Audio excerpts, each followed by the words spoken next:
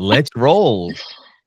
Ladies and gentlemen, hi. Welcome to the very first ever podcast at Zenbeli on the subject of digestive health and wellness. I'd like to introduce to you our Director of Health, Wellness, and Compliance, Bethany Wilkins. Say hi, Beth. Hi, Abe. Thank you for having me here. Um, this has definitely been a journey getting this application going, and we're loving the process. We are. I think as a team, we're incredibly excited about what's coming. So, And we're so excited to have you here. So, as I mentioned, this is our first. So we're going to do a bunch of things with these sessions, right?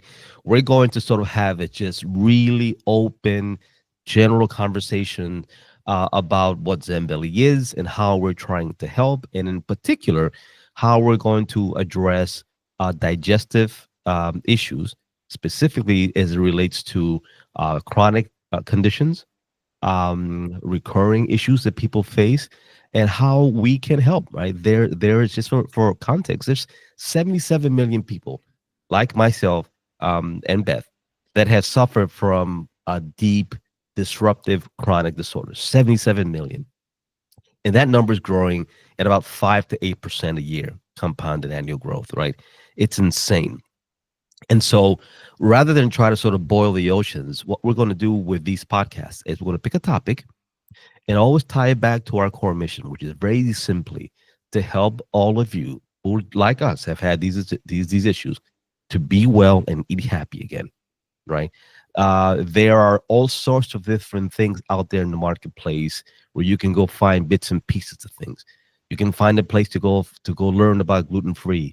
You can find a place to go buy a gluten free meal. You can find a place to go buy, supplements and digestive aids. You can find a place to go create, personalized diets. There are apps you can do other to track if you have issues with diabetes or other things, where you can track those things. It's really scattered. And what we're trying to do here is say, if we can start with the foundation of an assessment, help you understand from a non-medical point of view. This is important, right? We're not trying to be your doctor, but it's a lot that we can do, especially now that we have a healthcare professional on the team. There's a lot we can do to help you understand, to give you an assessment of things, and then over time take you through several deeper assessments on these issues. Right? Today, the Zenbeli app already gives you a general assessment that can help you understand what your likely triggers are and what your likely food triggers are. Maybe we make some recommendations about things that you should eat or not eat, and we actually help you, give you a report that you can take with you to a professional. What we want to start doing, though, is creating an experience personalized just for you. So when you come into the app, you'll have your dashboard with your data and your assessments and your issues and your recommendations and your foods and all those other kinds of things. And over time, as that gets better, we'll be able to customize that experience so that you will eventually be able to order your groceries directly from here. Imagine that. Imagine an app that will help you understand, these are your issues, these are your triggers. And if you want to buy your groceries, here's a list of things you should buy, and would you like us to send them to you at home, right? Customized for you based on your experience. We want to be able to eventually do that with restaurants and with digestive aids and all sorts of other things curated for your experience. So that's generally what we're trying to do with this. So um, let's talk about first, Beth. Give us your story on how you have struggled with digestive disorders in your life and how it brought you on this path. yeah, Abe. So I struggled with digestive orders disorders since I was just like a little kid, to tell you the truth. I had the worst inflammation. My allergies were crazy. At one point, I remember not being able to go to the bathroom for a week and a half to 2 weeks at points. And then it would switch back and forth. And so, like, I don't remember being comfortable with food as a child. Like anything I would eat, I would start to hurt. I had gas, bloating, a lot of the things that a lot of people suffer with, right? But unfortunately, my family and I think the medical knowledge at that time didn't really understand exactly fully what was going on. So they slap that IBS, label on you, and they say, okay, you have irritable bowel syndrome. Well, what is a syndrome, right? I think we need to talk about, like, a syndrome is just like it is an accumulation of all these different symptoms. Like we don't really, it's basically like saying, we don't really know what's going on, but we're going to put something on this. And so even as a kid, they put me on medications. And eventually when I got to college, I ended up with Hashimoto's. And so my thyroid was having all kinds of havoc in my life. I was a collegiate soccer player, so I was in really good shape, but yet I kept getting injuries that I never really had before. It was like my body was just kind of wearing out. And then eventually, when I entered actually nursing school, I ended up with, originally they said I had rheumatoid arthritis because they weren't sure what was going on. That later, what I was later told it was lupus, but it got so severe that I had nodules up my arms. My pain was so severe. It was hard for me to even turn on faucets. I needed help getting dressed. It was torture, honestly. And the psychological pain of having the physiological pain was severe. It really was. And so I went on a journey. My rheumatologist at the time was like, you are very, like you're a healthy weight. You don't eat terrible. I was trying to find more natural stuff, but I didn't know exactly how to navigate that at the time. And so I ended up on some pretty severe immunosuppressants. I ended up on steroids. I had weight gain. My hair was falling out. I wasn't comfortable, even though, yes, it helped with swelling. I'm not saying medications don't work, because they do. It really did help with a lot of the swelling and stuff, but it just didn't feel like me. And I was bloated, and I didn't look right. People actually made comments like, wow, you've gained, which I don't know why people do this, but wow, you gained a lot of weight. Well, thank you. Yes, I have. And so I later was like, I can't be, immunosuppressants. Some people don't know this, but like your body is constantly fighting, cancers and things. And so like, I knew that if I continued on that, I was going to end up in another health struggle. And so I went on a journey to get off of that. And it took years. When we say, going on these diets, it's not a quick fix, right? And that's what people want in our society. They want to get on a med and go, okay, I feel better. Well, we're putting a Band-Aid on something that has an underlying cause. Like what we ask in functional medicine is, why is this going on? Not like, what do you have, but why is this happening? Because it's happening for a reason. So I went on what's the history? What are the conditions? What are the triggers, right? What's the environment that you're in? What stresses are happening in your life? All of these are contributing factors. Yes. What toxins have you been exposed to? What is your genes? Our genetics play a role in some of this as well. And the way that we, like, how are you metabolizing different nutrients? How is your diet? All these really important things we often overlook. And so for me, it took years. But eventually I put my lupus in complete remission. I'm off my medications. I am active. I feel wonderful. I have 3 kids. So on the days I sleep, I feel better. But that's just having young kids. we are so Beth has been on the team, 3 weeks now, and is already making an amazing impact. So let me, if I may share with the audience my story, which is one of the reasons why when you and I first met, it was like a boom moment. And we have, in many respects, similar stories, which is, I feel we're building a team here at Zenbeli that they can have compassion for our audience, because all of us have had our own issues too, right? So everyone on this team should be in a position to really understand, feel, and have empathy for all the other sufferers, because it's a really horrible thing. Well, my story is I was born in a third world country and came to the States at a really early age, from divorced parents, right? And so I was exposed to a bunch of bacteria and fungus in bad water in a poor country, and then came to the States and was raised in the South Bronx, in a tough environment. So all those early stresses eventually affected me, as well as some hereditary factors as well. And fast forward, one day I come home from traveling, and I have this amazing meal and wake up in the middle of the night with acid in my lungs, and it scared the living crap out of me. I couldn't breathe. I figured out a way to slow down the panic just enough to allow those acids to settle, to allow me to find some antacid or something. Next day I went to the doctors, told me what were the triggers were. It turns out that he suspected obviously not only an overdose of acid. So I had a big meal. I ate too much. I ate really late. I had just came back from 24 hours of airplane travel, right? It was a tough situation. I ate a big meal. It was Italian food. I had dairy and wine and crushed red peppers, like all the things you should not do if you have a problem. But I didn't know. I didn't know. Hmm. I always had a little bit of acid, but just one day I woke up and it scared the hell out of me. And make a long story short, over time I would learn that I had pretty much everything, right? That I didn't have IBS issues and acid reflux, GERD, and allergic to or intolerant of dairy and gluten and FODMAPs, right? So all these FODMAP foods, which we'll talk about in a minute, right? Legumes and nightshades and all sorts of other foods, all of which were trigger, all of which Hmm. are things that I loved. And as a foodie, that's a really difficult thing. And I gained a ton of weight. Um, the very stressful time in my life at the time, trying to run the first startup that I did, going through a divorce. I mean, it just all of these pressures, all of these life situations, all of these digestive issues, all happening at the same time. I was in an absolutely horrible place. So I ended up understanding. I did all the research myself. Right, I'm a nerd. I'm a geek. I figured it out. I had all the spreadsheets. I did all the research. I created my own thing. And as a foodie, I started making foods around these things. And eventually, I opened up a restaurant, and I couldn't eat the things I was making in my own restaurant because I had all these problems, right? Hmm. So now I'm a foodie, I'm a chef in a successful award-winning restaurant, and I can't enjoy these foods.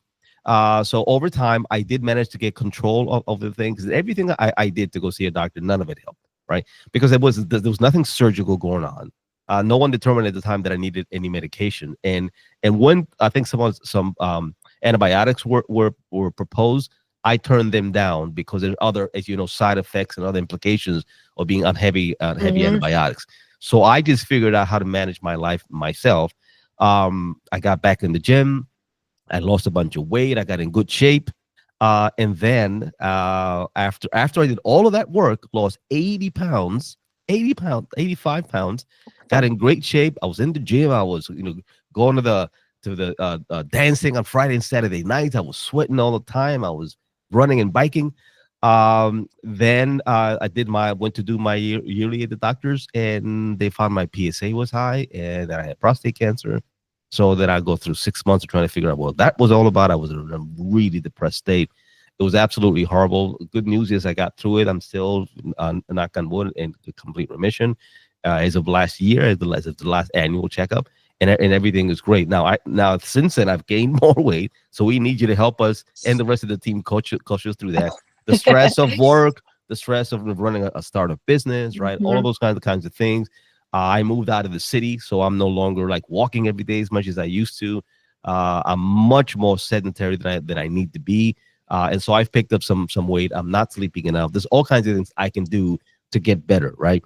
But I know the answers to those things. So I wish there was a Zenbeli around to Hmm. help me at the time. And so, like when you walk through this story, right? Walk us through what a typical, because what I want to come back and show people how what we are starting to do already can make a difference. So walk us through the typical journey, right? I'm of the opinion, I won't quote a number yet, that there's a certain length of a journey that from the point someone says it hurts, so they go through all the steps and then eventually are actually managing a plan. Walk us through what that journey typically would look like. Well, I think people hit a point, right? Like they get to this point when they're like, I just can't do this anymore. They start to have these symptoms, a little bit of gas, a little bit of bloating.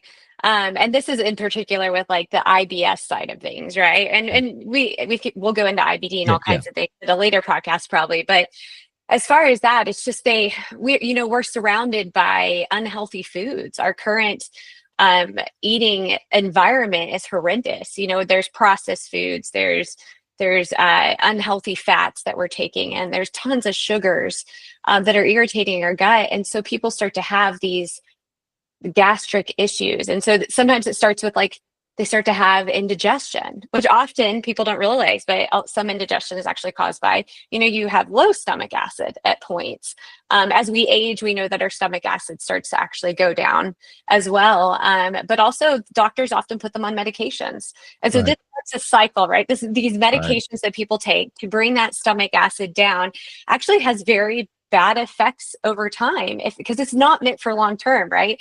Because what we should be doing currently is saying, why is this happening? Right? We know as we age, sometimes we don't make as much stomach acid. But unfortunately, that change in that pH, making it a little bit more basic, gives more opportunistic bacteria chances to come in and wreak havoc. But it also changes the pH within the intestines. And so then these bacteria that honestly, I like to explain it like this to people, like, imagine that you have a swimming pool and the swimming pool is 30 degrees. Like, no one's going to want to get in there.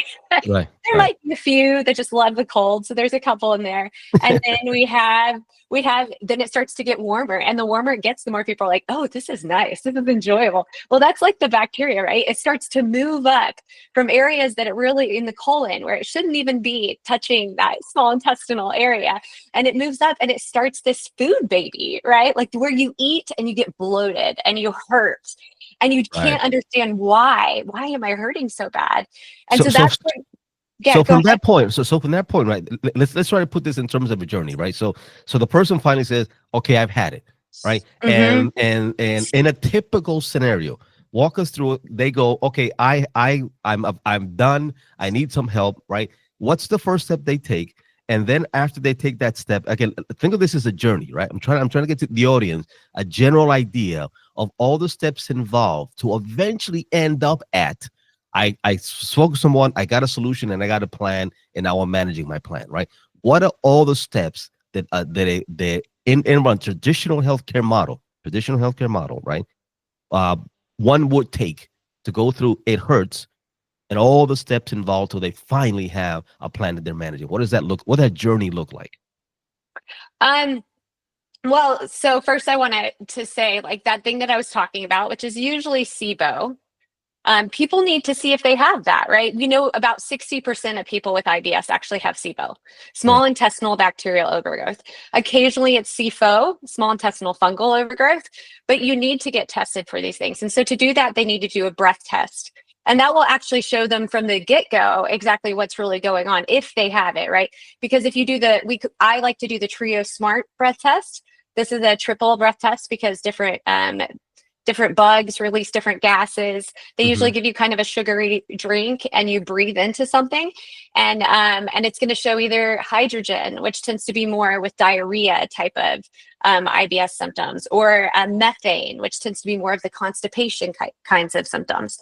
And so, or hydrogen sulfide, which often they don't test for, unfortunately. Like a lot of times that doesn't get tested for. And so people are like, why is this not responding to medications and stuff that they're giving me? Right. But before, like, I love your passion. But before we're talking about SIBO and SIFO, right? Again, so I'm going to ask specific questions and walk you through it, right? I said, hey, I realize it hurts. I'm bloated. I'm constipated, whatever it is. I'm going to go see someone. So now I go through my medical, book and find a provider, right? So now I call a provider and they schedule an appointment in a couple of weeks, because it's never any sooner than that. So it's a week or two before you actually get an appointment, right? So now I show up 2 weeks later. I've been suffering for the 2 weeks while I'm waiting to get an appointment, right? Yeah. Now I actually see someone. A traditional visit in a doctor's office would look like what?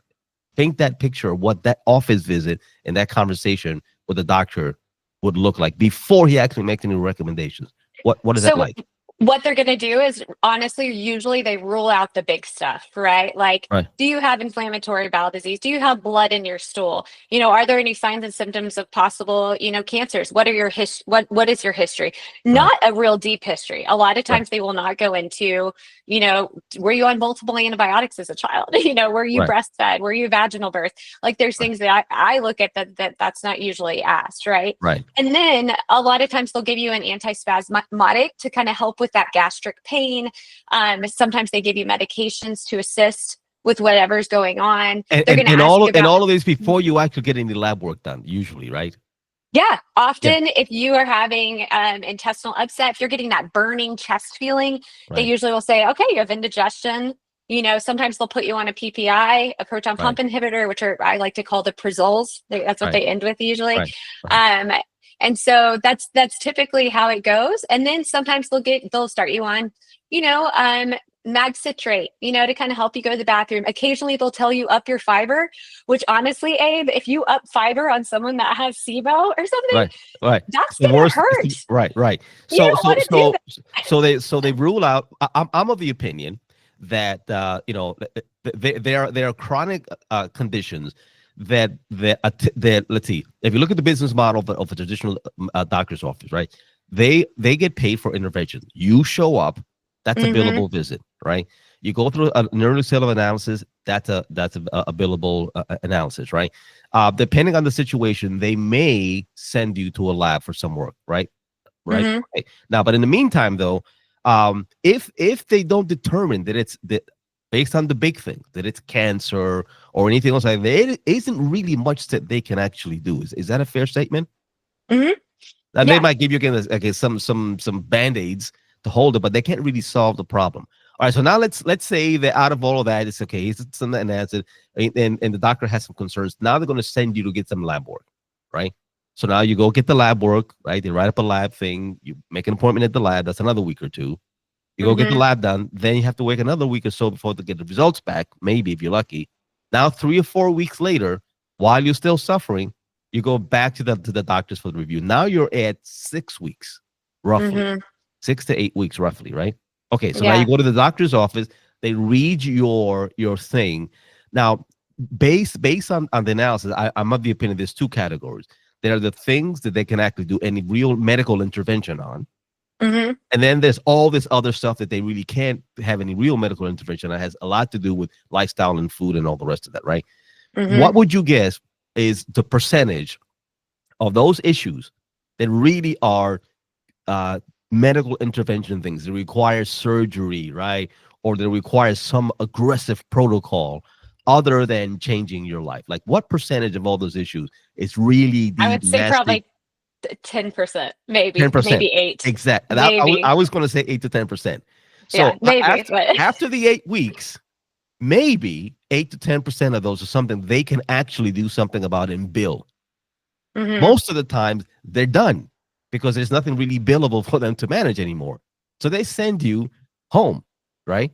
Maybe if you're lucky, that they might suggest a dietitian, nutritionist visit. Mm-hmm. Well, let's go down that path.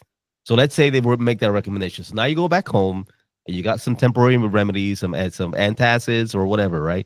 And life still sucks because you still don't really know what's wrong, right? You Mm-hmm. might have gotten from the labs things that point to some food intolerances and food allergies if you're lucky, right? You'll get some of that back. So blocking that, removing that from your diet is helpful.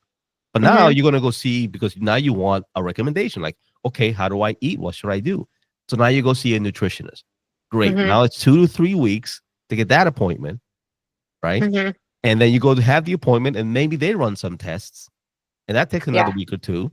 And then now you're back. So now that's an additional 6 weeks.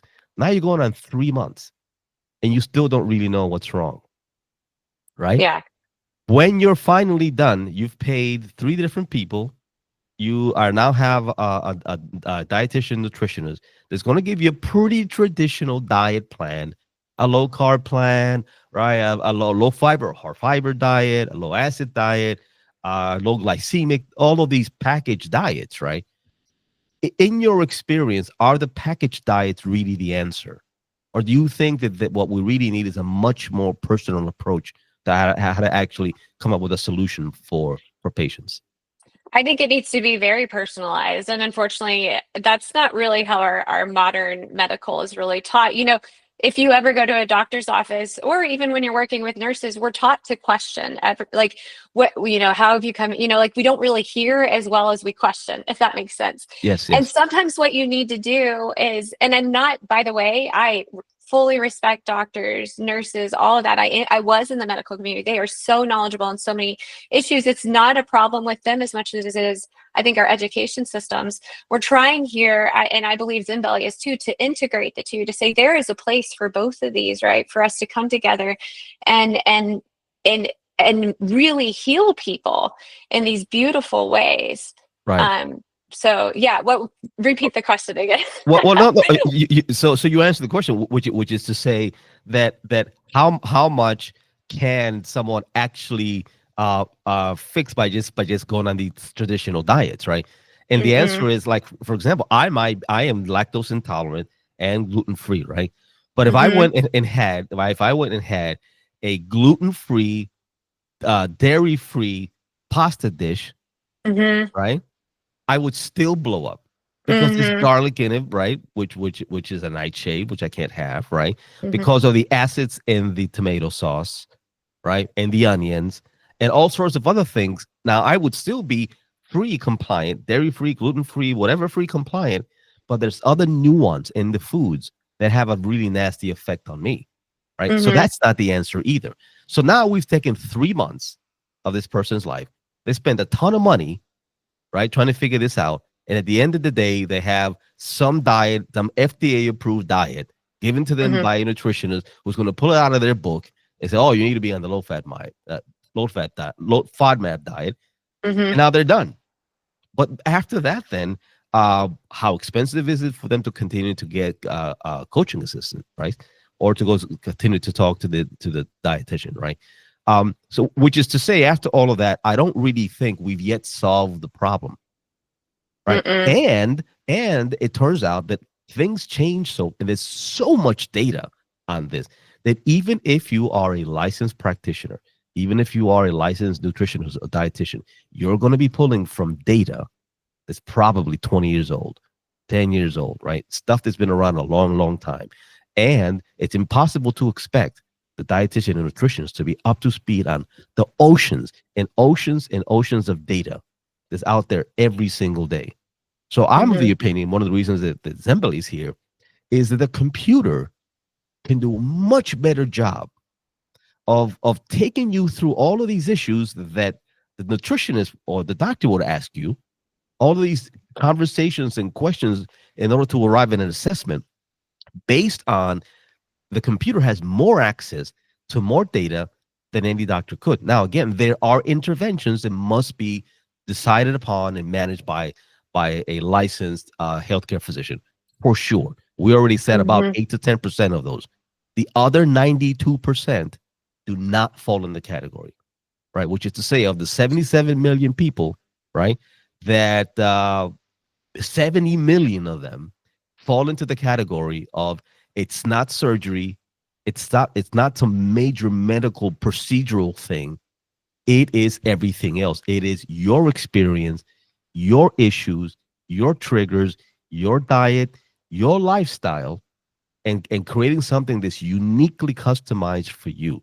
And Zenbeli exists because the machine can do that a lot better than a practitioner is going to pull out a binder or some packaged thing that isn't specifically designed for you, right? So tell us about your opinion on that. Is a nurse, is a chronic care, healthcare practitioner, as someone who's been through this journey, who is now a coach, a health and wellness coach, specifically focused on these issues.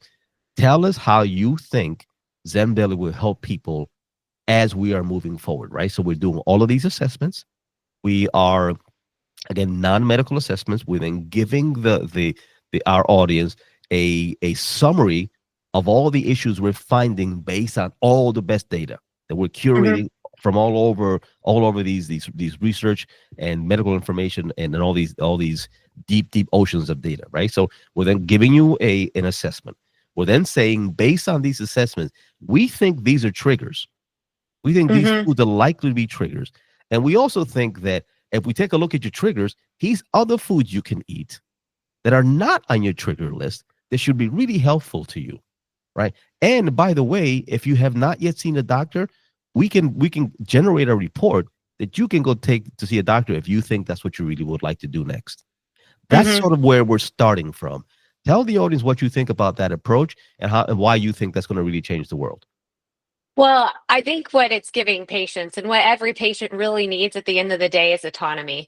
We walk in and we feel like these puppets often when we come into doctors' offices, and they speak languages that a lot of people don't speak. They say words and the patient's like, okay, I trust you, which is good. You should trust your doctor in some way, but you should also question, because just like you're human, they're human too, right? So why are you doing this? Why do I need this? And what is this going to do to me? And what is the side effect profile, right? And so I think what Zenbeli does is it says, here's some education for you. Here is an assessment that's really going to bring you through some things to think about as to what might be causing these issues.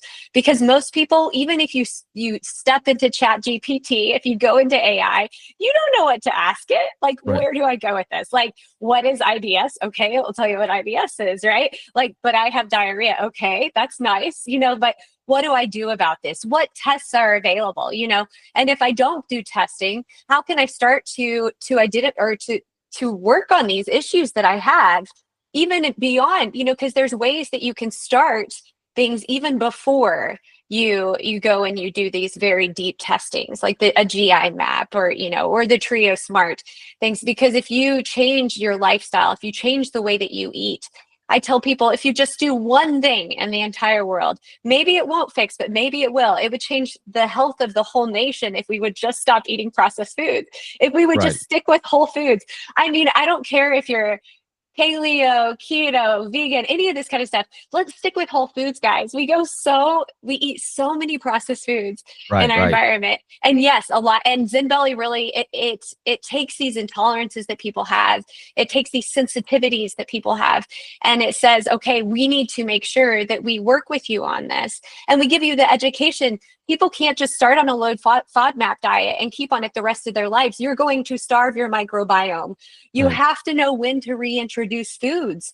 You Right. need to listen to your body. And that's really what we're doing. We're saying, look, when we go through this, we are teaching you in that process to listen to your body. We are asking you questions because sometimes you don't even know that this is going on. You don't tie these two things Right. Right. together. Oh, maybe this is causing my diarrhea. Oh, maybe this is causing my constipation. So to be able to do that, and eventually we're going to put, symptom trackers on there as well. So Mhm. people can really track what symptoms they're having with what foods. And I try to push this to people. For a majority of people, this does not mean you will be off these foods forever, right? It Right. means that let's let your gut heal. Let's give you herbs. Let's give you nutrients that really are great for your gut. Heal that lining, because a lot of people have intestinal permeability. And then you can slowly start to put those back in. But the biggest thing is listen to your body. And so we're giving them that autonomy to walk in and say, I think this is what I might need. The reason I got diagnosed with Hashimoto's is because I was like, I went to the doctor like 3 times before I was finally like, can you check my thyroid? Because I feel like this is my thyroid. It was before I was a nurse even, but I was Right. having to do the research myself. Right, And right. that, And that was exactly my experience as well. And as a foodie, what I love about this is what we're trying to do is because again, our if you look at the Zembelli logo, it says "Eat Happy" again, right? And mhm, it's at the end of the yes. day, even if you have a solution that says eat these foods and not these foods, right? What happens, and one of the reasons why it's very difficult for people to actually stay in any of these plans, because the food sucks. So now you Mhm, miss your burger, or now you miss your pasta bowl, or you miss your sushi, or whatever it is. And life really sucks if you can't have chocolate, if you can't have bread, if you can't have pizza, right? And all these other things that we're accustomed to. And so now you walk around really depressed about how much it sucks to actually. So what I'm trying to bring to Zenbeli is to say, well, let's give you some starter recipes, right? Just basic get back to health kind of recipes. But what I intend to mhm, do is say, well, you know what? Let me show you a bowl of fried rice mhm, that I make. They will not trigger you because they won't have the things that are typically triggering things, right? mhm, These fermented ingredients that are really poor quality and have all these chemicals in it. So how about mhm, we use like a natural organic state? of low sodium soy, right? Mhm. How about we actually use a little bit of rice vinegar? How about we use ginger instead of garlic? How about we use brown rice instead of white? How about we don't fry anything in the fried rice? How about if we Mhm. do, if we use avocado oil, right? Mhm. Maybe a drop of toasted sesame on top, just a bit, unless you have some allergic reaction to sesame, right? Mhm. How about we use organic eggs? How about I roast carrots and toss that? Are you getting hungry yet? Right? How about I roast the carrots instead of I'm frying them? gonna go Right? cook after this. And maybe I throw in some wild, right? Not Mhm. farmed, wild Argentine red shrimp into this with Mhm. some local organic eggs and throw all that together and top it with some fresh basil. Now Mhm. that's a dish. If you love Asian food, you would love that dish and you would still be on plan. Right. Mhm. So now with our nurse on the team, we can get better help diving deeper into the assessments and the recommendations on these issues. And then I can also come along with you and say, but look, here's this beautiful thing you can eat if you're on this diet, right? And Mhm. so and so we try to never use the words. You'll never see keto and any of those kinds of things because those things mean nothing. They absolutely mean Mhm. nothing, right? It's not about the name of the diet. It is about specifically the thing. It's about the chemical relationship between Mhm. you and that food component, It's the me diet. I like right? to call It's it the that. me Like diet. it's the me diet. This is It's the my me diet. way. I This is have to my eat. exactly. So Yes. now we've gone through 12 weeks of all of this. We've Mhm. gotten some basic off the shelf idiotic diet plan thing. You still aren't anything else. And if you're lucky and you start to make some progress, now your life sucks because the food sucks. So here's what we want to Mhm. do with Zenbeli next. With your continued help in developing this out for us, I'm going to work on, hey, if this is your particular profile, if this is your particular triggers and issues, if these are the things you should and shouldn't eat, right? Let's do this. Let's make it easy for you to actually have some food experiences. So how about we say, would you like us to generate a groceries list for you? Would you Mhm. like do we think our customers would like that? If yes, check off on that wait list item when you receive the email. Or how about we go, hey, based on this food list, we have partners in our ecosystem where all the groceries you need can be purchased exactly based on you so that you would never see on your grocery list an item that you cannot tolerate. And Mhm. wouldn't it be nice to push a button and order that stuff? Mhm. Or how about maybe that coconut yogurt that you need to have because you're dairy intolerant? Mhm. Or how about it during the assessment process? Maybe you need an at-home lab kit. Wouldn't it be nice for us to actually send that to you? Or what if we Mhm. could find a restaurant that based on you say, I got these issues and I love Chinese food and I don't like spicy or whatever it is. Suppose we find a restaurant who would be willing to make a meal for you because we would send them your foods do or don't list and they can customize the meal for you based on that. How cool would that be, right? So Mhm. do you see how our work, your work, can continue to deepen our medical relevance, right? That you will continue to help us increase our medical relevance and the accuracy of what we're doing. My passion for bringing this together to make you have a beautiful food experience, and then a marketplace where you can find the foods and the groceries and the special yogurt and the organic whatever it is that you need, all customized for you. And wouldn't it also be nice if we could say to you, hey, you know what? You're doing really well on your plan, but if you need more help, we have coaches in our network they might be willing to help you. Would you like to sign up for a coach referral? You might say Mhm. yes. And if you said yes, we would find within our network a coach that deals with your issues, right? Mhm. Wouldn't that be nice right? So I want to create this entire experience, which is why we say digital commerce for personalized digestive health. We want you to find all the things that you need that'll help you live an amazing life, help you be well, and eat happy again, all based on your deep assessment and deep personalization that we want to do for you at Zembelly. What do you think about that Mhm. idea? I think it's amazing. Like food, we say food is medicine because it is, and we're really pushing for that. But food is also culture. It's Right, friendship, it's happiness, it's memories. And that's what we really want to push too, to say right. we're going to find ways for you to live in this way that's going to make you feel better, but you also still get to respect and stay within the culture that you have. And you get to enjoy these moments with your friends without feeling, a lot of people isolate themselves when they start these diet. They don't know what to do. I'm Right. so happy that you are here. This is music to my ears. It's been a long time. I've been on this journey on my own for a long time, and you showed up, and it was boom immediately. It's like she's the one. So I'm very excited. So he's next step. So for those of you watching, this is our very very very very first. This is the what do they call it? The maiden voyage of our upcoming podcast series, right? So we Mhm. haven't even figured out how to brand it, and name it, and package it, and all that. So you guys are hearing the very first in the raw, right? No script, no planning, no nothing. We're just rolling here, right? So what's going to happen going forward is this: we want to make sure that we tie what it is we're trying to create here at Zenbeli, and why we think this will make a huge difference in your life, right? We want to disrupt this chaotic and insane medical workflow that exists. And at the end of the day, again, as we said, about 92% of you aren't going to really get a solution by going to your doctor because there's nothing that they can do from a medical intervention or surgical intervention point of view, right?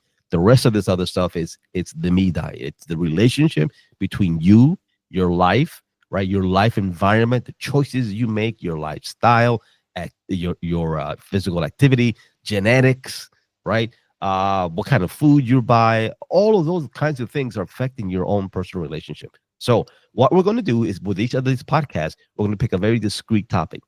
So what I think we'll do next time, Beth, is we are going to take the audience through an actual assessment workflow, right? Mhm. We today is, by the way, everyone. So the way that we do this is we have a very general assessment that is completely free, right? You will be able to go, sign up for Zenbeli, become a user, and then the app will take you through a general assessment. That general assessment is going to give you a very simple view of these are your issues and your triggers. From there, if you find value in that, we then give you the opportunity to sign up for our smart dashboard. And the smart dashboard will allow you to take that information we just shared with you, turn it into a downloadable report that you can share with your dietitian or your doctor. It'll give you a list of all the my foods to eat and my foods to avoid. And you can download those reports and stick it on your fridge as well, right? We will give you the opportunity to say, tell me more. We will give you abilities to generate recipes based on these things. And we'll also give you the ability to go do deeper assessments. The next deeper assessment is coming because so much of the world of the population deals with this is IBS, right? So Mhm. Beth has already been working with the team. We've created a deep dive of the assessment. So again, the general assessment is free, and then you can sign up for the smart dashboard, and that's going to include right out of the bat the IBS workflow. Understand much deeper questions than the general assessment, and much more resolute responses based on that. And it's going to take you through all the different kinds of IBSs, IBS C, D, U, and M. So for closing, can you give us a 2-minute overview, 2 minute, you're on the spot here, of the general IBS and those 4 categories and why you think people should go sign up to get on the smart dashboard to use that tool? Yeah, so we have so when they go in, they're going to do that general assessment like you said, and we're going to kind of lean through exactly what's going on. And when it takes them down that IBS track, we're going to go into IBS diarrhea because there's various things that can cause that, right? Some people have had infections in the past that they don't even think about. Some people have bile issues and they haven't really put those together. And so we bring them down this very in-depth assessment. And in the end, you're going to get a report that really gives you suggestions as to what this could be and what you need to investigate. And of course, nobody should start supplements and stuff without talking to their provider and things. But we're very aware of that, and we remind you about that. We even go into hydration. How much hydration should you get, guys? Right. It's so important. And when you have like for those who have chronic diarrhea, they tend to have sometimes electrolyte issues. So you need to keep that in mind, and we take that into account as we go through as well. And then we have IBS-C, so IBS constipation. And that really is for those who have that, they tend to have 25% or more constipation issues in their life. And we bring down that assessment as to what could be causing that. Do you have, methane, SIBO, do you have Right. some other things that could be causing it? And what can you do to assist yourself with that? Right. And what order, right? We have an order to what we do most of the time. It is unique to the person somewhat, but there is an order of removing, that Right. culprit that's causing these issues and investigating what that is. And then IBS-M, so that's like mixed of constipation, diarrhea. You have over 25% of diarrhea, and you have over 25 of constipation. And then IBS-U, so it's unspecified. Like we don't really, you're not in one neat category, right? And so we kind of need to look in all different places to investigate what exactly is causing this. Where did this come from? Right. And so this will allow the client or the people that log on to really think deeper about what is going on in their body and what they Right. need to look into so that So now, they so now we are now we taking went from autonomy. so now we went from the general idea of IBS to a very explicit path of here's Hmm. some general IBS questions, and then we want to understand if this is an IBS-C situation for constipation, an IBS-D for diarrhea situations, an IBS-M for mix, and one where it's an IBS situation, but none of those are really clear, and each one of those would result in different plans, right, and different It's approaches based unclassified. Hmm. because they're unclassified. So the responses and recommendations we give you and the what we generate for you with regards to foods are going to be different based on those triggers and those issues, right? And so Hmm. that'll be the first general the first flow that we're going to offer beyond our free general assessment. So you start with the general assessment, and if anything in that points to any one of those concerns, we want you to go look at this deeper dive, and then every month or so we're going to add one more. We're going to add GERD, right, and acid reflux. We're gonna go look at food intolerances and dairy intolerances and gluten intolerances. Every month we're going to add new conditions and new symptoms and new information that'll continue to enhance your data so you get smarter and smarter and smarter. And as you mentioned, we intend to add a symptom tracker. So once you have your issues, we are able to say what happened after you eliminated this food. What's your symptoms currently like? Are you still experiencing constipation, right? And allow the person to move through this journey with us while we continue to make better and better and better recommendations and personalize the experience for them deeper. Hmm. That sound like a plan to you?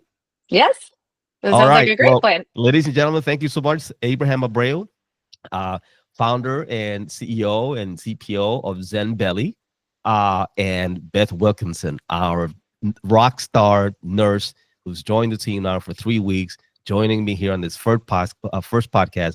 We're excited for what we might do together. I'm so excited to have you on the team, and we'll see you on the next podcast. All right. Bye Thanks, bye. Abe. Bye. Bye.